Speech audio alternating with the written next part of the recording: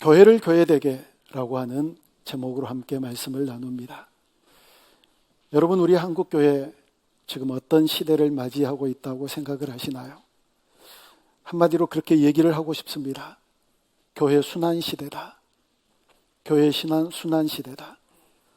어쩌다가 코로나가 교회에 발생이 되면 또 교회야. 또 교회야.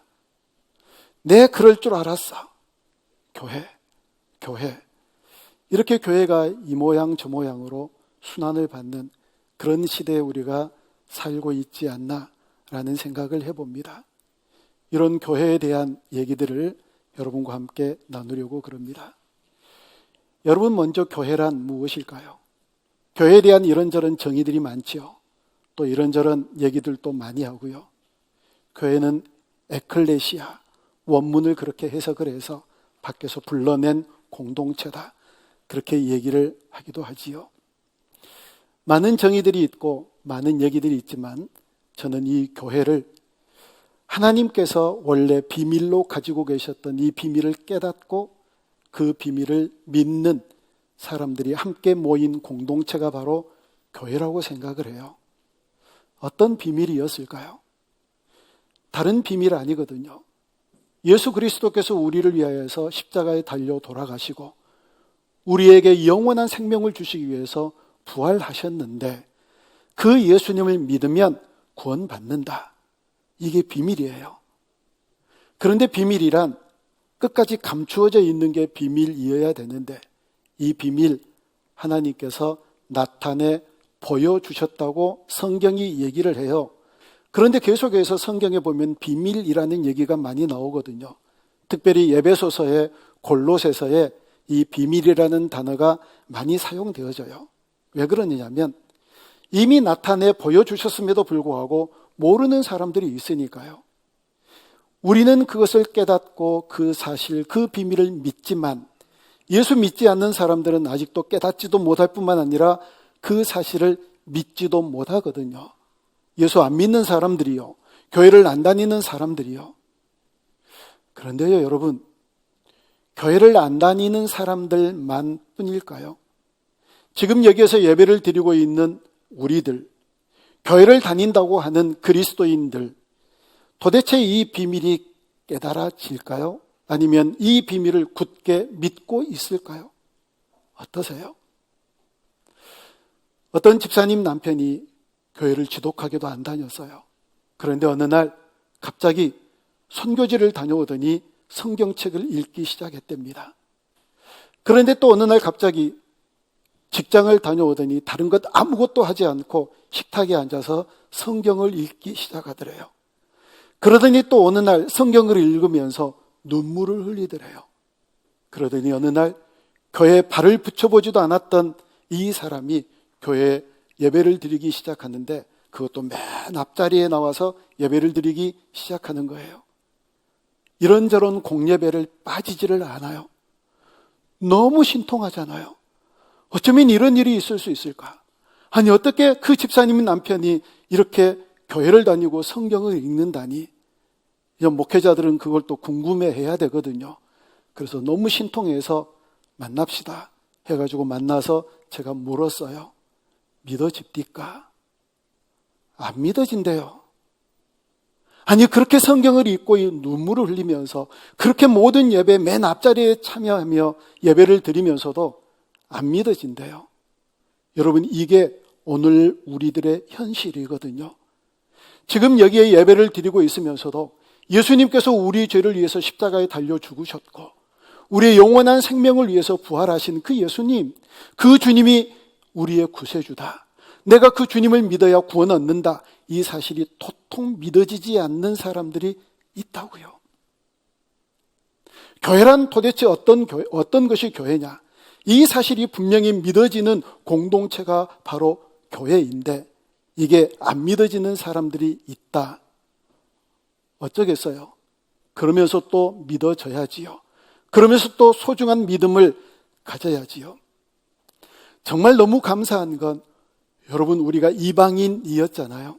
그런데 이방인인 우리에게도 하나님께서 복음을 전해주셨고 그 비밀을 깨닫게 하시고 나타내 보여주시며 그 비밀을 믿게 하는 하나님의 공동체로 삼아주셨으니 이게 얼마나 놀라운 은혜이고 이게 얼마나 놀라운 축복인데요.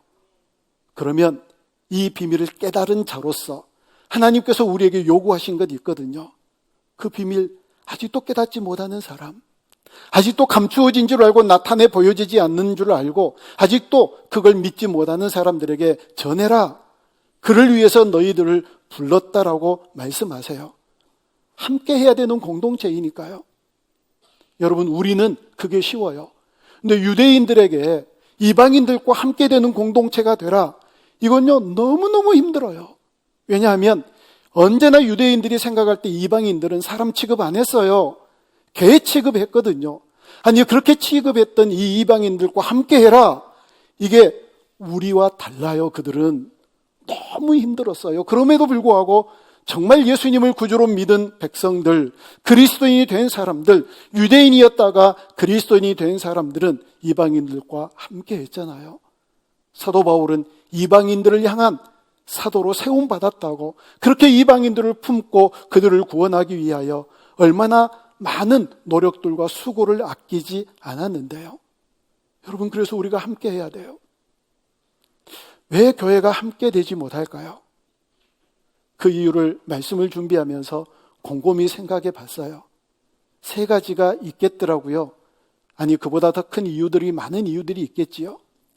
첫 번째 이유는요, 지금 우리끼리가 너무 좋은 거예요. 우리끼리 너무 좋은데 생판 모르는 사람들이 끼어 들어오는 것에 대한 두려움, 싫은 게 있는 거예요. 아니, 이분이 정말 모든 사람들에게 피스메이커가 되면 얼마나 좋겠어요. 근데 아주 생뚱맞고 4차원이고 정말 엉뚱한 얘기들을 많이 하는 사람이 딱 들어오면 우리끼리의 아름다운 이 조합이 깨질까 봐서 그냥 담을 쳐놓고 살거든요. 여러분, 그런데 아세요? 예수님은 막힌 담 하셨어요. 예수님은 막혀있는 담 하셔서 우리 가운데 오셔서 화목 제물이 되셨거든요. 서로 화목해라. 그리고 어느 누구든지 와라. 목마른 자들아 와라. 누구든지 내가 필요한 사람은 나에게 오라. 그리고 예수님은 막힌 담을 여시고 문을 활짝 열으시고 2팔을 벌리고 누구든지 오라고 말씀하셨잖아요. 우리 예수님 믿는 사람들이잖아요. 아니, 예수님처럼이라는 핵심 가치를 가지고 살잖아요. 그런데 어떻게 담을 쌓아요? 어떻게 우리끼리 그렇게 할 수 있나요? 문 열어야지요.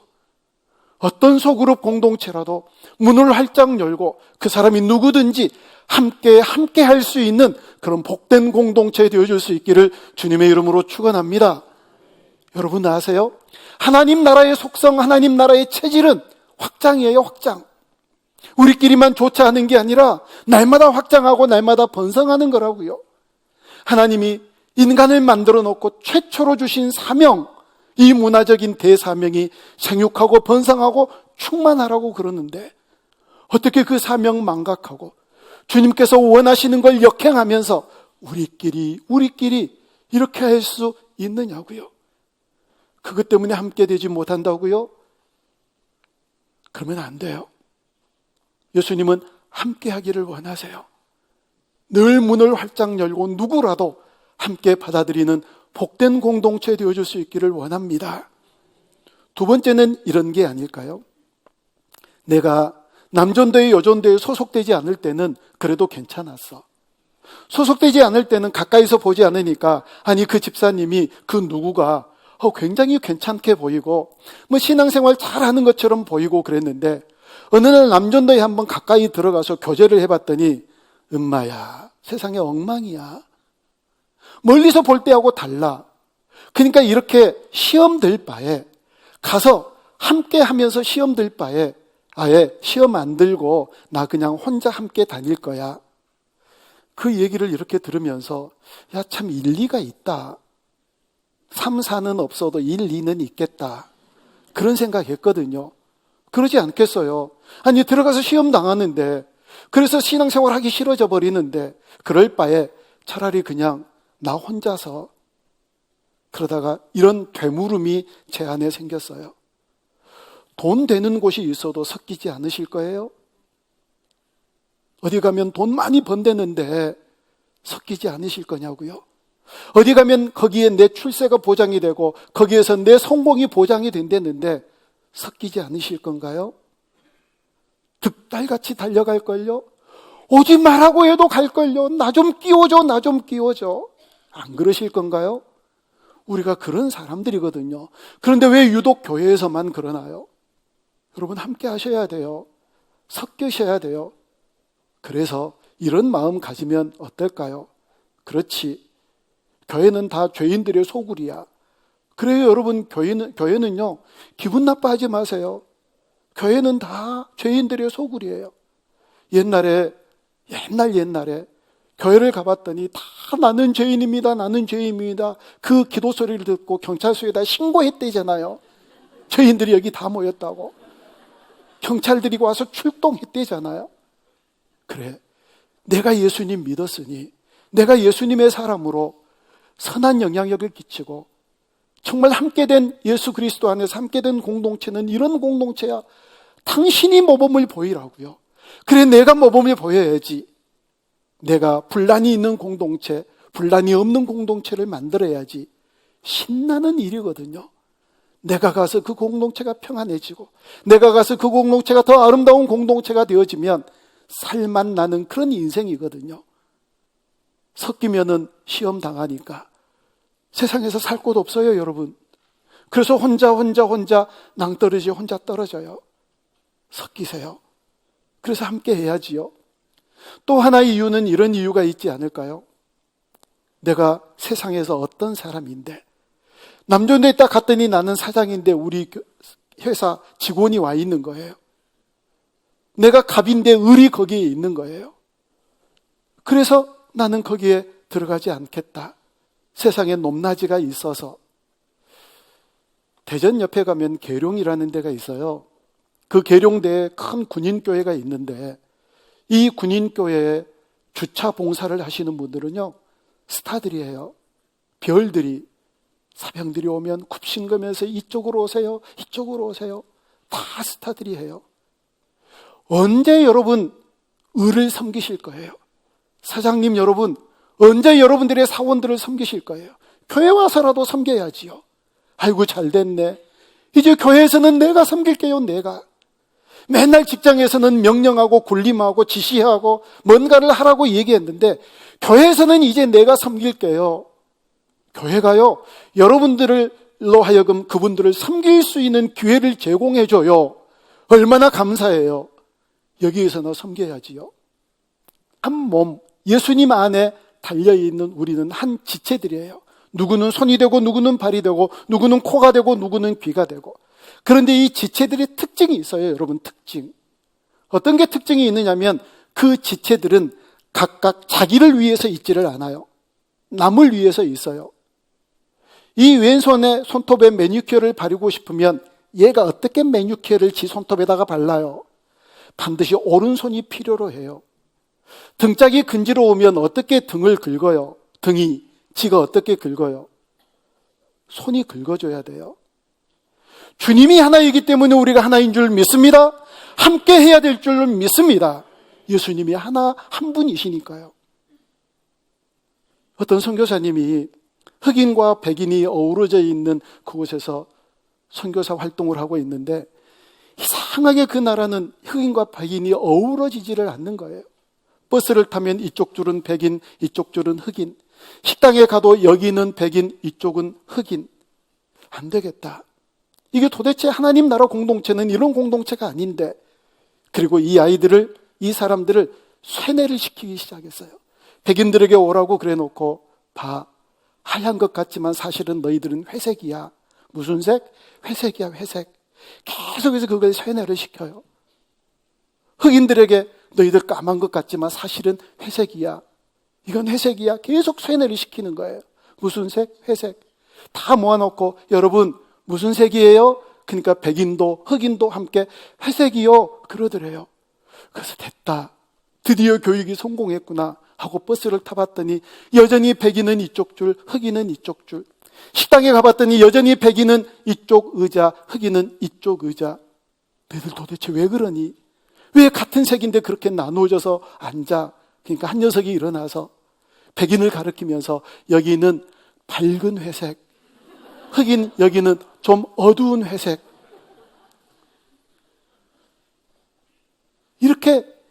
이런 공동체가 사람 공동체거든요. 근데 예수 믿는 공동체는 그러지 말아야지요. 여러분, 등록하고 나니까 문자들 많이 오지요. 장례 일어났다고. 근데 내가 아는 사람이지도 않고, 그리고 갈 시간도 없는데 계속 그냥 부담만 돼요. 그러실 수 있어요.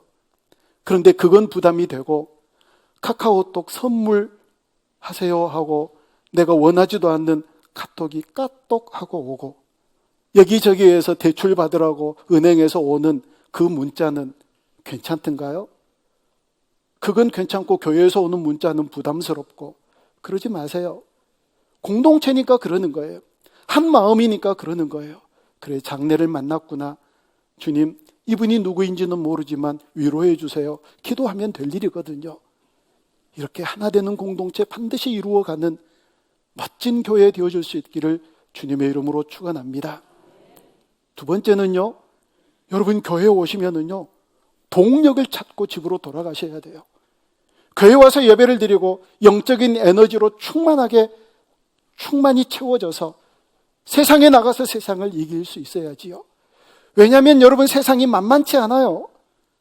세상이 그리스도인으로 하여금 그리스도인답게 살도록 그냥 내버려두지 않는다고요. 될 수 있으면 우리의 약점을 알고 파고 들어와서 우리의 약점을 깨트리고 무너뜨리고 그것으로 넘어지게 하는 게 세상이에요. 그러니 교회에 와서 예배에서 그 새 힘을 얻어야지요. 동력을 얻고 세상을 나가서 싸워 이겨야지요. 여러분, 그래서 예배가 중요해요. 예배는 반드시 성공해야 되거든요. 이 예배 드리고 나서 세상과 맞서 날마다 싸워 이겨야 되니까요. 아프리카에서 한센인 사역을 하는 어떤 선교사님이 선교 보고를 하면서 이렇게 성도님들에게 말씀하셨어요. 여러분, 모두 다 순교자가 되기를 원합니다. 아멘이십니까? 아멘 할게요? 안 할게요? 아멘을 하지를 않았어요. 근데 순교자는요, 여러분이 아무리 아멘을 하셔도 하나님이 순교를 시켜야만 순교자가 돼요. 내가 아무리 버팅겨도 하나님이 순교자로 삼으시면 우리는 순교자가 돼요. 그러니까 그런 얘기를 할 때 얼른 그냥 아멘 하세요. 여러분, 순교자가 될 수 있기를 바랍니다. 근데 하나님이 또 이런 아멘을 듣고 계세요. 기억을 아주 잘하고.